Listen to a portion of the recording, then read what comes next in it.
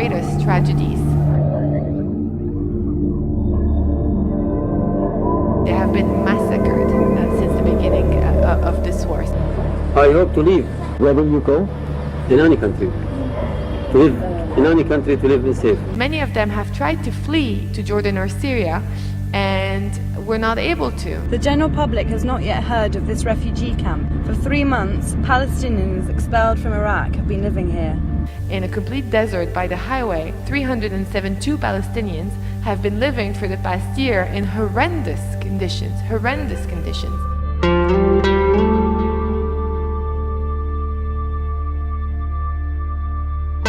In the desert, it is so hot, many refugees sleep in the open. Refugees gather here to wash. There is quite literally nothing left in the tank.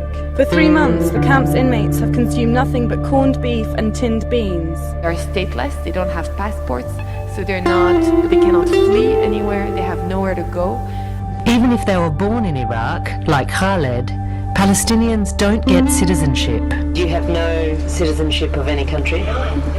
لا وهذه كانت للسفر ولكن ما حدا بيستقبل يعني كانت في بعض الدول تستقبل العرب جميعهم لا ما في بعدين كأنه سجن عايشين به واحنا مش عاملين اشي بس انه نعاقب على شيء ما ارتكبنا ولا جريمه كل ظن انه فلسطيني. I don't know where to start on our suffering. We're tired. We just want out. I'm one of the people here who has thought about committing suicide. Abu Maher has no desire to return to Iraq, having escaped after being brutally tortured.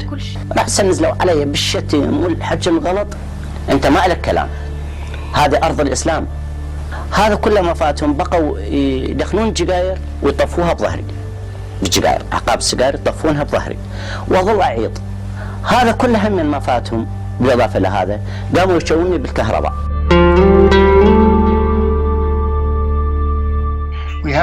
The fundamental issue in Jordan is the fact that over a large majority of the 7 million people of Jordan are Palestinian or Palestinian origin, and they are entirely underrepresented in the government. Palestinians with Jordanian passports went to sleep last night and woke up without them. Overnight, 20 members of the Abu Samra family woke up with the nightmare of mass deportation. They are left with no identification cards, no nationality, and without a Jordanian social security number. Since 1979, I've kept my family's record. I'm a settled Jordanian. I bought land I built on. I own a home, and there's no person who can take my Jordanian nationality away from me.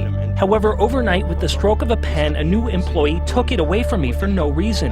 So now we're neither Palestinians nor Jordanians. The 1 square kilometer camp is home to over 30,000 Palestinian refugees who live well below the national poverty line. Here there is no underground sewage system. Instead, sewage is released into canals across the camp. Abu Abdullah is a displaced Palestinian. His home is a small makeshift shelter. He survives on cash handouts worth $33 a month. Those in camp are only eligible for temporary 2-year passports, which do not guarantee basic civil rights. The refugees in Jordan only want the same thing, and that is to live in dignity and without fear. The refugee camp of Ain al-Hilwa, resting uneasily on Lebanese soil and watched by its troops. Here you see some of the Arab world's dirty linen. For all the talk about the Palestinian refugees, this place is the epitome of squalor. Refugees are not allowed to build or even repair their houses. As Palestinians, they don't have the right to work.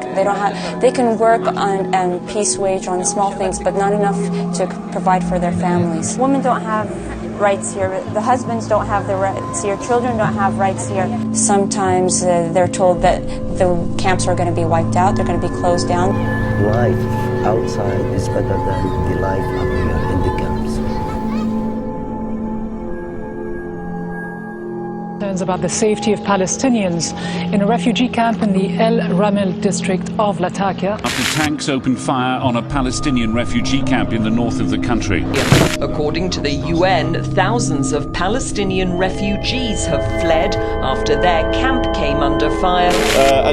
The Palestinians should be spared the Syrian internal problems. Palestinians are used by all the powers in the region. So basically we're slowly watching a small genocide and not doing anything because it would be politically incorrect to intervene. Our community here is living in devastation and poverty. And the thing is, they tell us that it's just because they want us to have the right to return. The idea that I should have civil and social rights has nothing to do with the right of return. We're not living amongst foreigners, we're living amongst other Arabs, and we're still not treated well. We're still isolated and treated badly, and after all the years that we've been here, we still don't have any rights whatsoever.